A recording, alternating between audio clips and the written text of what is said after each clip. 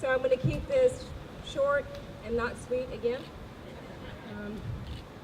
The number one mental health care provider in the country are this country's jails and prisons.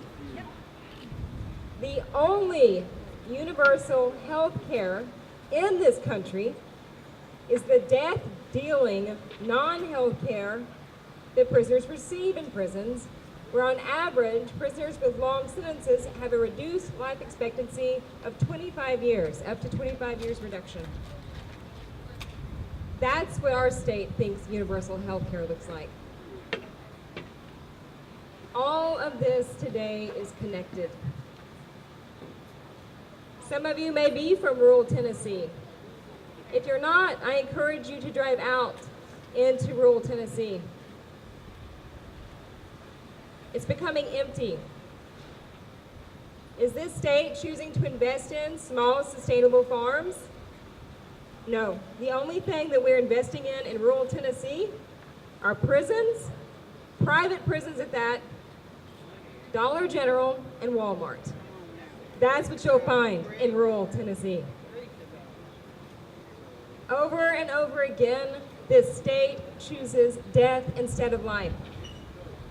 In no exceptions, we receive letters from prisoners all the time who are working on one of the corporate-owned factory farms in one of our prisons, where they work for slave wages, and these same prisoners ask over and over again if they could grow a garden so they could have some source of nutritional healthy food other than the privatized food that comes in plastic bags that has no nutritional value and increases their rates of diabetes and heart disease.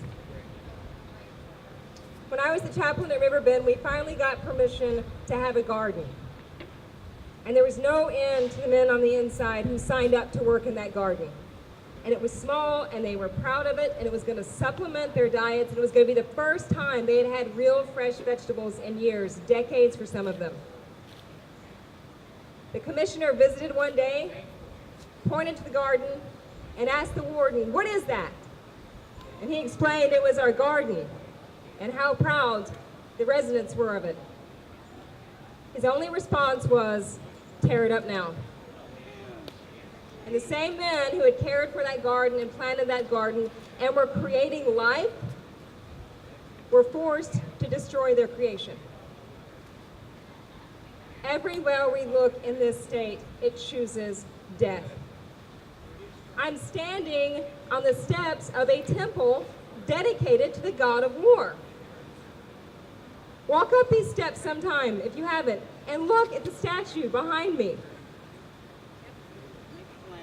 So what we're going to do today, in the middle of a state that worships corporations and could care less for its citizens who are dying every day, we're going to create life.